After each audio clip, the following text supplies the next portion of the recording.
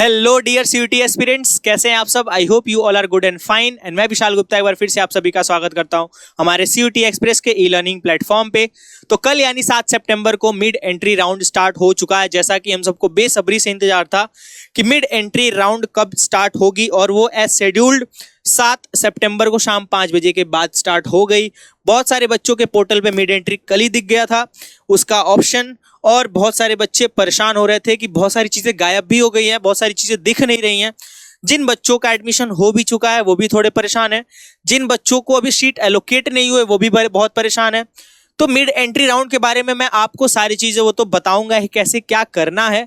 उसके अलावा जो प्रॉब्लम्स आप लोग फेस कर रहे हैं उसका भी मैं सॉल्यूशन दूंगा कि आपको किस तरीके से चीजों को मैनेज करना है, and how to solve your query और प्रॉब्लम, है ना। जो भी आप लोग फेस कर रहे हैं, कमेंट सेक्शन में बहुत सारे बच्चे चीजें पूछ रहे हैं कि सर किस तरीके से इसको सही कर ले। जैसे किसी का विड्रॉल ऑप्शन, बच्चे कह रहे हैं कि विड्रॉल ऑप्शन दिख ही नहीं रहा है सर।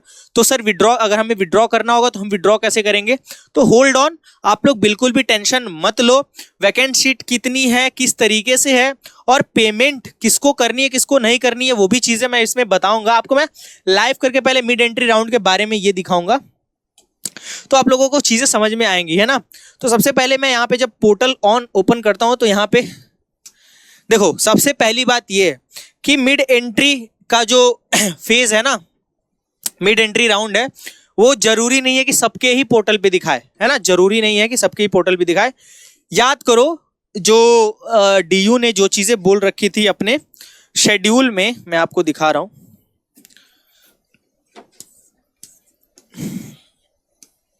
देखो शेड्यूल में क्या है कि मिड एंट्री जो है 7 तारीख से स्टार्ट हो जाएगी। आप अप्लाई करना स्टार्ट कर दोगे, और उसके बाद जो है आपको सारी चीजें जो है दिखने लगेंगी। 7 से लेके 9 के बीच में आपको अप्लाई करना है मिड एंट्री का। देन आपका जो है आ जाएगा, सारी चीजें जो रिजल्ट आनी होंगी वो चीजें आ जाएंगी आपकी। अच्छा, इसमें जो है एलिजिबिलिटी को आप अगर देखोगे तो मैंने बार बार बताया था उस चीज में कि जिन बच्चों का रिजेक्ट हुआ है, या तो अप्लाई कौन कौन कर सकता है, या फिर किसको दिखेगा ये। जिन बच्चों का एप्लीकेशन रिजेक्ट हुआ था या एडमिशन कैंसिल हुआ था, किसकी वजह से, सब्जेक्ट मैपिंग की वजह से, या फिर आपके प्रोग्राम इन एलिजिबिलिटी की वजह से। सबसे पहली बात तो यही है, बेसिक्स तो यही है कि जरूरी नहीं है सबके ही पोर्टल पे मिड एंट्री का ऑप्शन आ रहा होगा। उन बच्चों का जिनका, देखो सबसे पहली बात तो जिनका हो गया एडमिशन, है ना, जिनका हो गया उनकी तो कोई बात ही नहीं है, उनके पोर्टल पे दिखे ना दिखा कोई दिक्कत नहीं है ना। तो नहीं दिख रही है तो वो बच्चे तो बिल्कुल, उनकी कोई परेशानी है नहीं। जो बच्चे ये सोच रहे हैं कि मैंने विड्रॉ कर लिया था, उनको भी मिड एंट्री का ऑप्शन दिखना चाहिए। तो आप बिल्कुल इसमें गलत हो, आप बिल्कुल इसमें एग्जैक्टली सही नहीं हो सकते हो। देखो कुछ बच्चों का हो सकता है, मैं मान रहा हूं, मैं इस चीज से मना नहीं कर रहा हूं कि विड्रॉल वालों का दिखेगा कि नहीं दिखेगा। वो आप चेक कर लो, जिसने भी विड्रॉ किया होगा आप उसको चेक करो, अपना डैशबोर्ड चेक करो कि आपको दिख रहा है या नहीं दिख रहा है। बट ऐसा कहीं पे मेंशन नहीं हुआ था कि विड्रॉ वालों का भी वहां पे दिखेगा।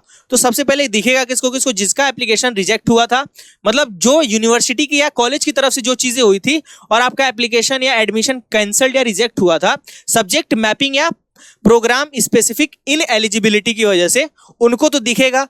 तीसरा जो है, जिनको सीट एलोकेट नहीं हुई है राउंड 1 या राउंड 2 में अभी तक, ठीक है ना, एलोकेट नहीं हुई, तो उनको भी मिड एंट्री का वहां पे दिख रहा है, क्योंकि उनको प्रेफरेंसेस एडिट करने का मौका दिया जा रहा है, इस वजह से दिख रहा है वो चीजें।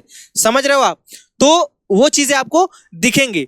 उसके बाद और किसको दिखेगी, जिन्होंने जो CSAS फेज 1 और फेज 2 में जिन्होंने एप्लीकेशन नहीं भरा था, प्रेफरेंस लिस्ट नहीं बनाई थी, मतलब शुरू से जो चीजें नहीं की थी, उनको भी दिखेगा ये चीज, ये ऑप्शन अवेलेबल होगा।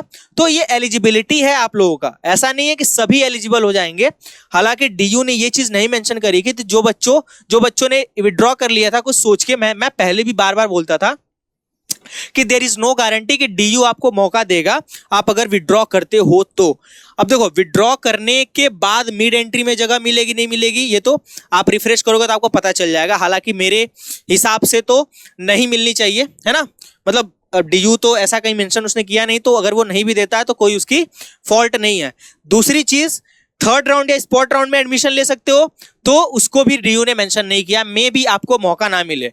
तो मैंने ये चीज पहले भी आपको बोली थी कि विड्रॉ लेने का रिस्क मत लो। अगर 10% भी आपको चांस दिख रहा है तो आप मत लो। क्यों लोगे आप विड्रॉ आपको जो है कॉलेज अलॉट हो, क्योंकि देखो सीट्स की अगर बात करो तो हमारे पास ऑनेस्टली जो सीट मैट्रिक्स है वो चीज़ों को तो हम समझ चुके हैं कि हमारे पास ज़्यादा सीट बची नहीं। अगर मेन प्रोग्राम को देख लिया जाए तो 3000 से लेके 5000 के बीच में प्रोग्राम स्पेसिफिक अगर हम देखें तो उसके बीच में सीट पड़ी है, ठीक है ना। हालांकि अगर सबको कैलकुलेट करोगे तो सीट 15000 के आसपास अभी भी है, बट उसका कोई मतलब नहीं है ना। उस सीट का कोई ऐसा नहीं है किसी में एक है किसी में दो है, या फिर मैंने देखा ना, मैंने जब सीट मैट्रिक्स देखी तो उसमें आप देखोगे ना तो जो संस्कृत वगैरह की सीटें हैं उसमें ऐसे कोर्सेज जो जैसे उर्दू हो गया या संस्कृत हो गया या फिर कुछ ऐसे कोर्सेज जिनमें बच्चे ज़्यादा एडमिशन नहीं लेते, या फिर ऐसे कॉलेजेस में है जिसमें एडमिशन जिनमें बच्चों ने या तो विड्रॉ कर लिया तो एडमिशन नहीं लिया है, तो ऐसी सीट्स भी बहुत सारी खाली हैं।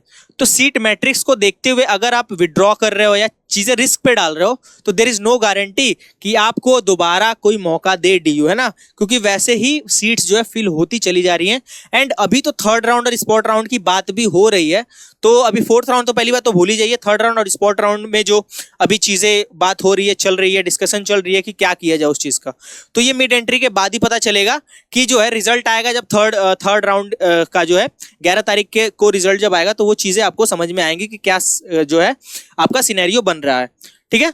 तो मैंने आपको सबसे पहले एलिजिबिलिटी के बारे में बता दिया, तो ये बच्चे एलिजिबल हैं, ठीक है ना। तो जिनको जिनको दिख रही है कॉन्ग्रेचुलेशन, आप चेंज कर सकते हो। दूसरी चीज जो बात आ रही थी कि सर फी कौन पेमेंट कर सकता है, तो मैं यहाँ पे आपको यहाँ पे एक चीज दिखाऊंगा आपको। देखो यहाँ पे साफ साफ लिखा हुआ आ रहा है कि candidates who are already registered and not admitted to any program can edit their preferences. पहली बात तो ये लिखा है कि जिन भी बच्चों का रजिस्ट्रेशन पहले हो चुका है, मतलब जो रेगुलर उस तरीके से जो टाइमलाइन में जो पहले हो रखा था, यानी जुलाई अगस्त के टाइम पे आपने जो है रजिस्ट्रेशन कर दिया था और वहां पर रजिस्ट्रेशन फी यानी 250 या 500 जो भी लगा होगा आपने दे दिया था, तो दोबारा आपको फीस देने की जरूरत नहीं है। जो बच्चे फेज 1 से स्टार्ट करेंगे सिर्फ वही 1000 रुपए फीस देंगे। ये चीज आप ध्यान रखना। आपको जो है प्रेफरेंस को एडिट करने का मौका जो है आपको फ्री में दिया जा रहा है, तो ये चीज मैंने देखा था, ठीक है, ये फ्री में आपको मिल रहा है। आप क्या क्या कर सकते हो, एडिट कर सकते हो प्रेफरेंसेस, ठीक है। आपको पैसे नहीं लगेंगे, इसके पैसे बिल्कुल भी नहीं देना है आपको। और सब्जेक्ट मैपिंग भी आप अपना करेक्ट कर सकते हो, समझे। और चूंकि रजिस्ट्रेशन जो फेज 1 में ही होना था, तो जो फेज 1 से स्टार्ट करेगा वो 1000 रुपए एक्स्ट्रा देगा, ठीक है ना। तो अगर आप जा रहे हो, प्रेफरेंस बदल रहे हो, अपनी सब्जेक्ट मैपिंग सही कर रहे हो या इन एलिजिबिलिटी क्राइटेरिया को रिमूव कर रहे हो, उस चीज को हटा रहे हो, उस चीज को सही कर रहे हो, तो आपको कोई पैसा देने की जरूरत नहीं है। यहाँ पे डीयू ने साफ साफ चीजों को मेंशन कर रखा है। Such candidate do not have to make any payment, all candidate must ensure to save their preferences, the last saved preferences will be considered for the purpose of allocation in third round. यानी mid entry में देखो, third round में जो allocations होने वाले हैं वो mid entry वालों को मिला के ही होंगे। यानी देखो, अब देखो एक चीज मैं आपको खूबसूरत चीज आपको बताता हूं यहाँ पे, ठीक है। यानी जो राउंड 1 में जिनको सीट नहीं मिली है, ठीक है, इस चीज को आप ध्यान से देखना। राउंड 2 में जिनको सीट नहीं मिली है, राउंड 3 में जो फ्रेश एलोकेशंस होने वाले हैं, इन सारे बच्चों, और जो मिड एंट्री से घुसे हैं, ठीक है, और जो मिड एंट्री से घुसे हैं, इन सारे बच्चों का जो रिजल्ट होगा राउंड 3 वाले एलोकेशंस में आपको दिख जाएगा। ये यहाँ पे शेड्यूल के हिसाब से डीयू ने बोल रखा है। यहाँ पे ध्यान से देखना, यहाँ पे क्या लिखा है यहाँ पे कि such candidate do not have to make any payment, all candidates must ensure to save their preferences. तो आप अपनी प्रेफरेंसेस सेव कर लो, जितनी भी अभी भर सकते हो, करेक्ट कर सकते हो, सीट मैट्रिक्स के हिसाब से आप देख लो, आपको जो है यहाँ पे दिख जाएगा। मैं अगर आपको नहीं भी पता है तो मैं आपको यहाँ पे सीट मैट्रिक्स ओपन करके दिखा दे रहा हूँ, ठीक है ना। यहाँ पे चीजें देख लो कि किसमें कितनी सीट बाकी है, ठीक है ना। यहाँ पे आचार्य नरेंद्र देव, यहाँ अदिति में देखो अच्छी खासी सीट बची हुई है अभी। देन जो है देखो, जो आपका नॉर्थ कैंपस और आत्माराम जो साउथ कैंपस के कॉलेजेस हैं, लाइक ARSD है, वेंकटेश्वर है, हंसराज, रामजस, इन सब में तो आप बिल्कुल भी मतलब नॉमिनल है बिल्कुल सारी चीजें, इसमें आप एक्सपेक्ट नहीं कर सकते आपकी कोई सीट बची भी होगी, ठीक है। इसमें हर एक कोर्स का भर जाता है, ठीक है, क्योंकि कुछ लोग ऐसे भी होते हैं जो कॉलेज कोर्स कॉम्प्रोमाइज कर सकते हैं बट कॉलेज नहीं। तो कॉलेज में कोई कोर्स मिल रहा है तो उसकी कोई उनको दिक्कत नहीं है, भैया हमको कॉलेज मिल जाए। और देख लो कुछ कॉलेजेस ऐसे हैं जिनमें जो सीट्स कुछ अभी भी खाली हैं, उनमें बहुत सारी चीजें मिल सकती हैं आपको। लाइक देखो, और थोड़ा सा आप देखोगे ना यहाँ पे, लाइक भगनी निवेदिता कॉलेज, ये कॉलेज क्या है, आप दिल्ली के बॉर्डर पे देख सकते हो इस कॉलेज को, है ना, दिल्ली के बॉर्डर एरिया में बिल्कुल पड़ेगा और दूर है, डीयू कैंपस से काफी दूर है। तो यहाँ पे बच्चे बहुत सारे ऐसे भी होते हैं कि एडमिशन नहीं लेना चाहते या फिर वो जो है एडमिशन विड्रॉ वगैरह भी करते हैं। तो ये सारी चीजें जो है सीट मैट्रिक्स आपको तो दिख ही रही होंगी। तो कुल मिला जुला के जो बेस्ट सीटें हैं ना, आई मीन जिनमें आप एडमिशन लेना चाहते हो या फिर अभी भी ऐसा लगता है कि वहां पे कॉलेज में एडमिशन लेने से अच्छा होगा, तो 3000 4000 या 5000 के आसपास सीटें अगर जोड़ोगे तो सारे कोर्सेज के मिला के मैं बोल रहा हूँ, ऐसा भी नहीं है कि मैं बिल्कुल ऐसा, देखो टोटल नंबर देखोगे तो 10,000 15,000 के आसपास चीजें हैं, ठीक है ना, 15,000 प्लस के आसपास हैं। बट अगर आप ऐसे बेस्ट कोर्सेज के देखोगे लाइक बीकॉम के, बीए में भी बढ़िया बढ़िया चीजों के देखोगे, कॉलेजेस को मिलाओगे तो उसमें क्या सारे कैटेगरी का मैं जोड़ के बता रहा हूँ, तो मिनिमम क्या है आपके पास 4000 से 5000 के बीच में सीटें अच्छी हैं वहां पे। ओके, अच्छा ये आंकड़ा बढ़ भी सकता है घट भी सकता है फ्यूचर में, देयर इज नो गारंटी। बढ़ इसलिए सकता है क्योंकि देखो अभी बच्चे क्या करेंगे, विड्रॉल करने पे जाएंगे, क्या करेंगे, विड्रॉल करने पे जाएंगे। कुछ बच्चों का अभी भी रिजेक्ट हो सकता है, देखो बहुत सारे बच्चे ऐसे जो अभी भी गलतियां करेंगे तो उनका भी रिजेक्ट हो। क्यों ऐसा थर्ड राउंड और स्पॉट राउंड ये सारी चीजें अनाउंस हो रही हैं, क्योंकि बच्चे अभी भी गलतियां करेंगे, बच्चे अभी भी विड्रॉल लेंगे, क्योंकि बहुत सारे बच्चे बहुत पैनिक कर चुके हैं कि भैया मुझे एडमिशन नहीं चाहिए। क्योंकि बहुत सारे बच्चे मुझसे कमेंट पूछ रहे हैं विड्रॉल कैसे करेंगे, विड्रॉल का ऑप्शन नहीं आ रहा, वो सारी चीजें मैं बताऊंगा। तो सोच लो कि वो बच्चे अभी विड्रॉ करना चाहते हैं तो उनको जो सीट मिली भी है, मान लो डिसेंट कॉलेज में मिली है, मान लो साउथ कैंपस में के कुछ कॉलेजेस में मिली है या फिर ऑफ कैंपस में, तो ऑफ कैंपस के भी जो अच्छे कॉलेज उसमें से भी बच्चे विड्रॉ कर रहे हैं, तो सीट अल्टीमेटली इसी तरीके से हर साल खाली जाती है। तो इसलिए ही ये चीजें प्लान करी गई है, उसको ही देख के स्पॉट राउंड भी अनाउंस होगा, ठीक है ना। देखो मैं आपको फालतू के होप नहीं दे रहा हूं कि भैया आप जो है चीजों का वेट ही करो और जो है आप कहीं अगर आपके पास कोई दूसरा प्लान है तो आप उस पे जो है स्टे कर दो उस चीज पे। तो आप जो है अगर आपके पास कोई बेटर प्लान दिख रहा है तो आप उस पे शिफ्ट हो भी सकते हो, that's totally depend on you कि आप वेट कर रहे हो क्या चीजें हैं। क्योंकि डीयू ने देखो जो चीजें क्लियरली करनी थी अपनी सीट मैट्रिक्स दे दी है, अब क्या चीजें अब आप अपने हिसाब से सोच लो। उसने तो पहले ही वार्न करा था कि भैया देखो कहीं ना कहीं तो चीजें कॉम्प्लेक्स बनाने में भाई यूनिवर्सिटी का भी हाथ है ना। ये सारी चीजें मिड एंट्री लाना, स्पॉट राउंड लाना, बच्चे क्या है कि भाई फालतू में इतने बच्चे पैनिक कर रहे हैं।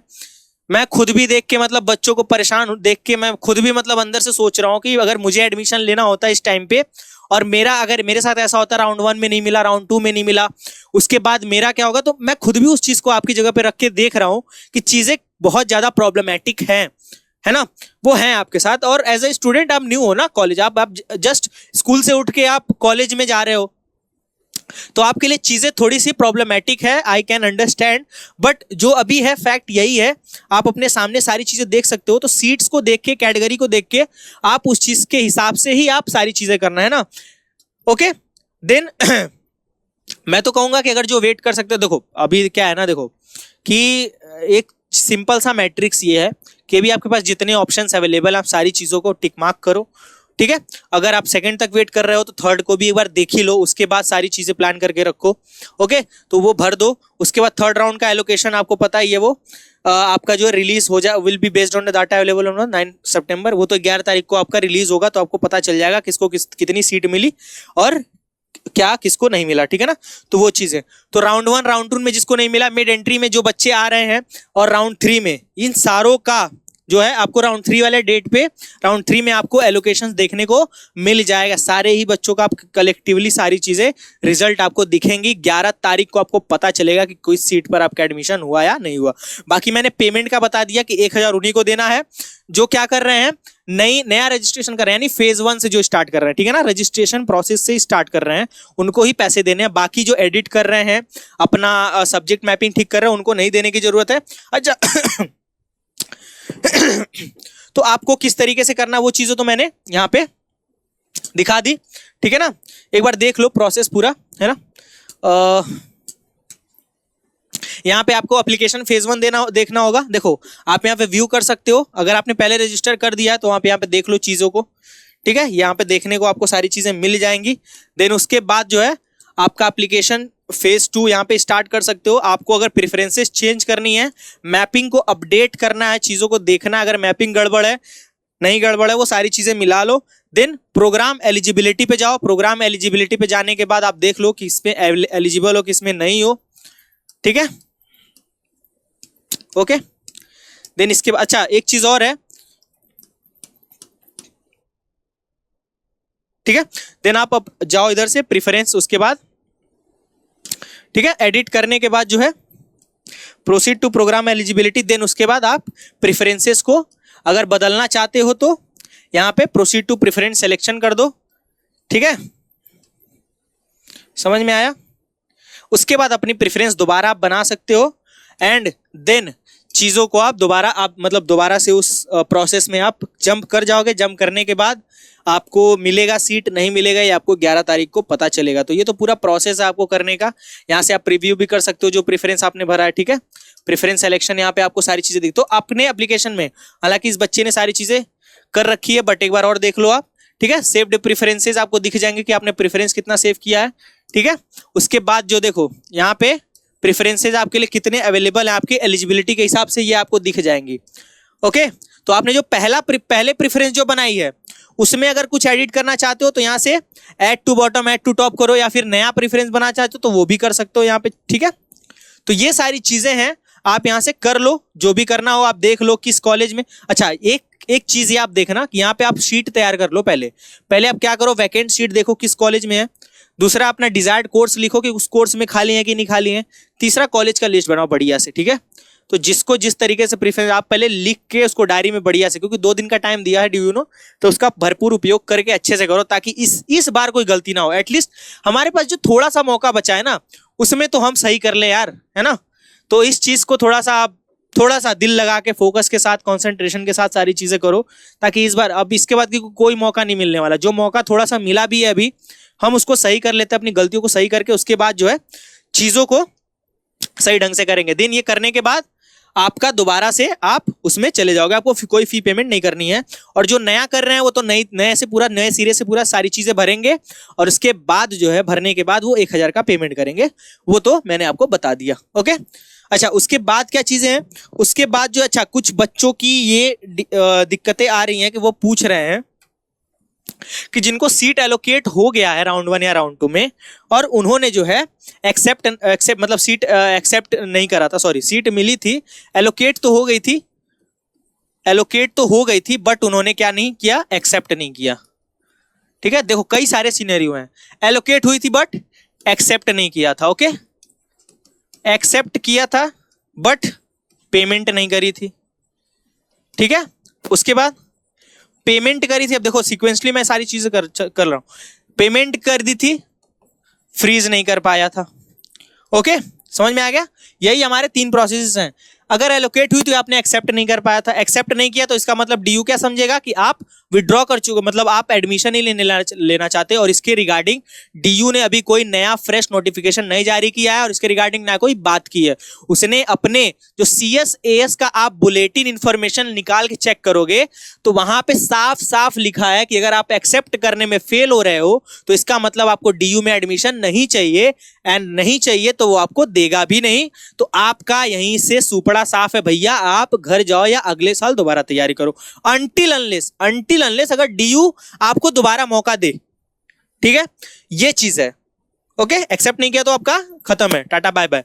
अच्छा, एक्सेप्ट करने के बाद पेमेंट नहीं किया, अब पेमेंट नहीं किया तो भैया पेमेंट, ये भी साफ साफ यहाँ पे लिखा है कि आप जो है डेडलाइन से पहले अगर पेमेंट नहीं कर रहे हैं तो भी आपका क्या माना जाएगा कि आप डीयू में एडमिशन नहीं लेना चाहते और आपका एडमिशन कैंसिल, ठीक है। इस केस में भी आपका एडमिशन क्या हो जाएगा, कैंसिल हो जाएगा, आपने अगर पेमेंट नहीं किया। बट अगर ऐसा दिख रहा हो, अगर आपको डैशबोर्ड पे देखो, मैं यहाँ पे क्लियरली तो नई चीजें कह रहा हूँ, डीयू के सर्कुलर के हिसाब से कह रहा हूँ, और आप जाके डीयू के बुलेटिन में से जाके मैच कर लीजिए, पहले ही आके बिना पूरा वीडियो देखे ये मत बोलिएगा कि भैया आप गलत बोल रहे हो या ये बोल रहे हो। आप जाके डीयू का पहले सर्कुलर पढ़ो, बुलेटिन पढ़ो CSAS का, उसके वेबसाइट पे मिल जाएगा, ठीक है। मैं आपको बता भी दे रहा हूँ कहाँ पे मिलेगा, ठीक है ना। यहाँ पे जाओगे ना, डीयू के जैसे ही आपने CSAS डाला तो यहाँ पे चीजें आपको दिख जाएंगी। कहाँ पे गया, हाँ देखो, UG CSAS इंग्लिश हिंदी, यहाँ पे चीजें है ना, तो ये वाला जो आप PDF खोलोगे यहाँ पे सारी चीजें आपको दिख जाएंगी। मैं कुछ भी इधर उधर से बातें नहीं कर रहा हूं, आप यहाँ पे एक बार चेक कर लो, ठीक है।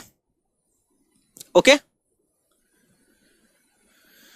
समझ में आया। यहाँ पे सारी चीजें लिखी हुई हैं कि कब आपका एडमिशन कैंसिल होगा, कब नहीं होगा, आप जो है फी जो है पेमेंट नहीं कर पा रहे हो तो उस केस में आपका क्या होगा, क्या चीज नहीं होगा। स्पॉट राउंड के बारे में सारी चीजें डिटेल यहाँ पे लिखी हुई है, ठीक है। मिड एंट्री के बारे में भी लिखी हुई है, ठीक है। मिड एंट्री जो है ECA वगैरह के लिए नहीं है, ये सारी चीजें तो आपको पता ही है। 1000 रुपए किसको देना है ये भी मैंने बता दिया आपको, ओके, विड्रॉल के केस में क्या चीजें हैं वो भी आपको बता दिया, ठीक है। विड्रॉल के केस में 1000 रुपए। अच्छा, उसके बाद कौन सा केस बचता है? उसके बाद केस बचता है कि पेमेंट। अच्छा, ये पेमेंट वाला सिस्टम अगर डीयू मान लो आपको अगर मिड एंट्री, देखो मिड एंट्री के में ऐसा कुछ कंफर्म नहीं है कि विड्रॉल मतलब जिन्होंने पेमेंट नहीं करी है उनका आ रहा है कि नहीं आ रहा है। जिनका आ रहा है तो ठीक है, जिनका नहीं आ रहा है तो उनका टाटा बाय बाय है। ओके, तो हो सकता है मे बी 1% चांस ऐसा भी हो कि कुछ लोगों के डैशबोर्ड पे वो चीजें दे दे। मैं ये नहीं कह रहा हूँ गारंटीड दे दे, मैंने सबका चेक नहीं किया, मुझे नहीं पता है। मेरे पास जिस बच्चे का आया, जिन बच्चों का मैंने चेक किया उनके पे तो ऐसा कुछ नहीं था, या जिन्होंने एक्सेप्ट नहीं करी थी उनका भी मैंने चेक किया तो उनका कुछ ऐसा नहीं था। अगर आप पे आ रहा तो ठीक, नहीं आ रहा तो आप एडमिशन अपना कैंसिल समझो, अनटिल अनलेस डीयू कोई नया नोटिस ना लेके आए। तो हो सकता है वो बाद में बोले कि आपने जो एक्सेप्ट नहीं, मतलब पेमेंट नहीं कर पाए थे तो आप अब कर दो, अगर वो बोले तो ठीक है ना। अभी तक ऐसा लेकिन कोई नोटिस नहीं है। तीसरी चीज क्या है कि पेमेंट कर दिया बट फ्रीज नहीं किया। देखो ये केस थोड़ा सा यूनिक ये है क्योंकि कुछ बच्चों ने फ्रीज इसलिए नहीं कर पाया क्योंकि उनका फ्रीज का ऑप्शन नहीं आ रहा था, गायब हो गया था, ठीक है। तो कुछ केस में तो ये टेक्निकल इशू है कि आप में फ्रीज का ऑप्शन नहीं आ रहा है। कुछ केस में ये है कि अभी मिड एंट्री वगैरह चल रही है तो दिक्कतें हो सकता है, कुछ पोर्टल पे वो चीजें बंद हो, वो चीजें नहीं दिख रही हो। क्योंकि देखो दो चीजें, फ्रीज का भी नहीं दिख रहा है, विड्रॉल का भी नहीं दिख रहा है। मैं इसको भी यहीं पे कंसीडर कर लेता हूं, ठीक है। बहुत सारे बच्चों का कंप्लेन है कि भैया विड्रॉल का भी ऑप्शन नहीं दिख रहा है, तो मैं उनको ये कहना चाह रहा हूं कि आप स्पॉट राउंड से पहले तक विड्रॉ कर सकते हो। अच्छा, स्पॉट राउंड जब खुलेगा ना, देखो जैसे ही मिड एंट्री वाला राउंड खत्म होगा तो आपके पास विड्रॉल का ऑप्शन हो सकता है आ जाए, या फिर अगर नहीं आता है तो जैसे ही थर्ड राउंड का अनाउंसमेंट होगा तो अपने आप आपके डैशबोर्ड पे विड्रॉल का या फ्रीज का ऑप्शन आ जाएगा, या फिर ऑटो फ्रीज भी हो सकता है। मतलब आपके पास अगर कॉलेज का पेमेंट स्लिप है, पेमेंट कंफर्मेशन है, तो 90% केस में ये है कि आपका एडमिशन कंफर्म है। तो इस चीज को आप टेंशन मत लो इस चीज का कि फ्रीज आप नहीं कर पाए हो, या फिर आपने जो है कॉलेज, अच्छा इस केस में आप कॉलेज से भी बात कर सकते हो, ठीक है।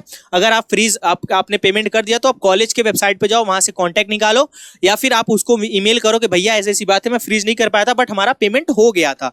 तो उस केस में देखो उनका क्या रिप्लाई आता है। हो सकता है वो भी यही बोले कि CSAS का डैशबोर्ड जो है हो सकता है बाद में दोबारा ऑन हो, सारे ऑप्शन दोबारा खुल जाएं, ठीक है। विड्रॉल का वो तो खुलेंगे ही खुलेंगे, वो तो खुलना ही खुलना है, और अगर नहीं हो पाता तो मे बी ऑटो फ्रीज हो जाए चीजें, ऐसी कोई दिक्कत नहीं है। ऑटो फ्रीज भी हो सकता है, आपने पेमेंट कर दिए तो आपका 99% गारंटीड है कि आप कॉलेज जा सकते हो। ओके, दूसरी चीज, विड्रॉल का ऑप्शन जिनके पास नहीं आ रहा वो बिल्कुल भी चिंता मत करें, विड्रॉल जो है आपका हो जाएगा, उससे कोई दिक्कत नहीं होगी।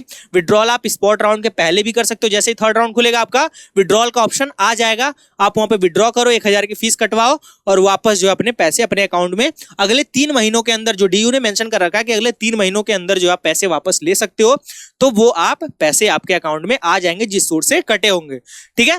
स्पॉट राउंड के टाइम पे क्या होगा, एक चीज ध्यान रखना कि स्पॉट राउंड से पहले जो करना चाह रहे हैं वो कर लो। स्पॉट राउंड के टाइम पे जब तक स्पॉट राउंड चलेगा, ये चीज ध्यान देना, जब तक स्पॉट राउंड चलेगा तब तक आप विड्रॉल नहीं कर सकते हो। जैसे विड्रॉल स्पॉट राउंड खत्म होगा तो उसके बाद में भी आपके पास दोबारा से विड्रॉल का ऑप्शन खुल जाए, बट जब तक एडमिशन प्रोसेस चलेगा, ये चीज डीयू ने मेंशन कर रखी है, मैं आपको दिखा रहा हूं। डीयू ने मेंशन कर रखी है कि विड्रॉल कब तक कर सकते हो, ठीक है ना। जब तक एडमिशन प्रोग्राम चलेगा तब तक आप जो है कर सकते हो विड्रॉल। ओके, एक सेकंड में आपको दिखा रहा हूं, रिफंड में ये चीज मेंशन हुई है, एक सेकंड। ओके, ठीक है।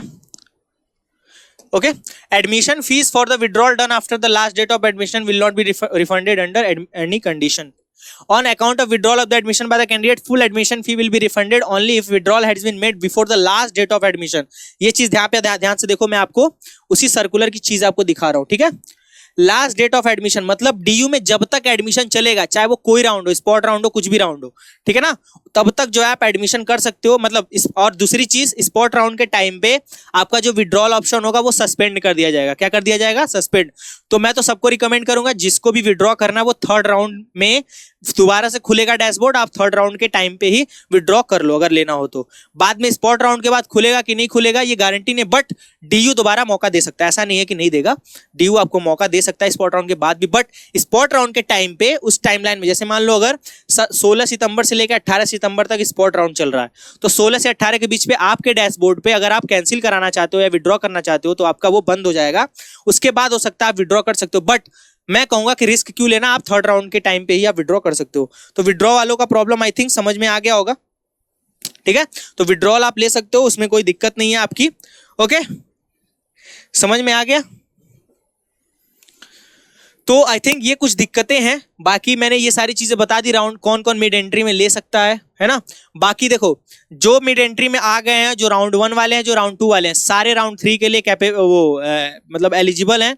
स्पॉट राउंड के लिए कौन एलिजिबल है, स्पॉट राउंड के वो एलिजिबल है जो रेगुलर राउंड में, मिड एंट्री वाले नहीं, रेगुलर राउंड वाले जो है बच्चे जिन्होंने पहले ही रजिस्ट्रेशन कर दिया था, उनको अगर सीट नहीं मिली तीनों राउंड में, थर्ड राउंड में भी नहीं मिली, वो स्पॉट राउंड के लिए अवेलेबल होंगे। और स्पॉट राउंड में मैं आपको बता दूं, स्पॉट राउंड में सिर्फ एक ही चॉइस आपको करनी पड़ेगी। क्या करनी पड़ेगी, एक ही चॉइस भरनी पड़ेगी, इसमें कोई अपग्रेड नहीं होगा और किसी भी तरीके की कोई चीज नहीं होगी, ठीक है ना। यहाँ पे मेंशन डीयू ने कर रखा है स्पॉट राउंड को लेके, नहीं है तो आप ये चीजों को पढ़ोगे तो आपको खुद चीजें समझ में आ जाएंगी, ठीक है। स्पॉट राउंड के बारे में भी क्या है, डीयू ने लिख रखा है चीजों को कि किस तरीके से मैनेज करना है उस चीज को, ओके, ठीक है। रिफंड के लिए उसने बोल रखा है कि तीन महीने के अंदर, यानी अंडर द 3 मंथ चीजें हो जाएंगी। रिफंड जो है application fees, mid entry fees और विड्रॉल फीस काट के आपको वापस दे दी जाएगी, ओके। स्पॉट राउंड कहाँ गया, जी हाँ यहाँ पे, ठीक है, okay. For every spot round the university will display the vacant seat of each program, ठीक है ना। तो हर एक प्रोग्राम में जिस पे आपको एडमिशन चाहिए उसमें जो है वैकेंट सीट आपको दिखा दी जाएगी स्पॉट राउंड से पहले, और आपको केवल एक प्रोग्राम चुनने का मौका मिलेगा, चाहे आप बीएससी ऑनर्स में लेना चाहो, चाहे बीकॉम ऑनर्स में, चाहे BA arts, history plus pro science, एक ही सब्जेक्ट में आपको मौका मिलेगा, आप उसको करोगे। और उस केस में यहाँ पे देख लो, ना अपग्रेड का ऑप्शन होगा ना विड्रॉ का ऑप्शन होगा स्पॉट राउंड के दौरान, ठीक है ना। आपको एडमिशन मिल गया तो उसी में लेना पड़ेगा, ठीक है ना, ऐसा नहीं है कि आप अपग्रेड करके दोबारा ले सकते हो, ओके, समझ में आया। तो जो आपको सीट मिलेगी वो फाइनल होगी, उसके बाद कोई अपग्रेडेशन स्पॉट राउंड में नहीं होगा, समझ में आ गया ना। तो स्पॉट राउंड के बारे में भी मैंने बता दिया, कौन कौन एलिजिबल है, ये सारी चीजें मैंने बता दी आपको, ओके। बाकी और अगर किसी तरीके की दिक्कत होती है तो आप जो है हमें कमेंट करो, ठीक है। तरह तरह की दिक्कतें, प्रॉब्लम तो बहुत सारी हैं, प्रॉब्लम में सारी चीज़ ऐसा भी नहीं कि सारे को एड्रेस कर लूँ, है ना, बट जितना मैं मैक्सिमम कर सकता हूँ आपके लिए वो सारी चीज़ें मैं करूँगा, ओके। वैकेंट सीट के साथ साथ मैंने सारी चीज़ें आपको बता दी, दिखा दी किस तरीके से क्या मैट्रिक्स बन रहा है, कब विड्रॉल आप ले सकते हो, कब सारी चीज़ें, रिफंड पॉलिसी क्या है, सब बता दिया मैंने। आप जो है इस वीडियो को लाइक कर दो, और क्योंकि थोड़ी मेहनत लगी है, और आप जो है अपने दोस्तों के साथ प्लीज शेयर कर दो इसको, ताकि उनको भी अगर कोई प्रॉब्लम हो तो वो चीजों को समझ लें, अच्छे से देख लें, ठीक है। 7 से 9 के बीच में आपका मिड एंट्री खत्म हो जाएगा, तो प्लीज जो भी बच्चे नए हैं या फिर जो बच्चे सही कर रहे हैं वो अच्छे से कर लें चीजों को। उसके बाद डिस्प्ले होगा आपका 11 तारीख को, पता चल जाएगा किसको सीट मिली है नहीं मिली है, राउंड 3 में एलोकेशन होगा, वो सारी चीजें अनाउंस होंगी। आप चीजों पर नजर बनाए रखो, कोई भी दिक्कत होती, परेशानी होती है, आप मुझे याद करो, आप जो है कॉमेंट सेक्शन में सारी चीजें आप लिख के दे दो, हम उसका सोल्यूशन देंगे, आपको जो है सारी चीजों का जवाब देंगे, बिल्कुल भी जहां तक हो सकता है। मैं सबके कॉमेंट के आंसर देता हूं, जिस तरीके से बन पड़ता है सबके आंसर में देता हूं, सारी चीजों को बार बार बताता हूं, ठीक है। तो किसी चीज के लिए आप परेशान मत हो। बाकी इस वीडियो को शेयर कर दो बाकी दोस्तों के साथ, और चैनल को सब्सक्राइब कर दो अगले आने वाले वीडियो के लिए। तब तक के लिए tata bye bye, thank you.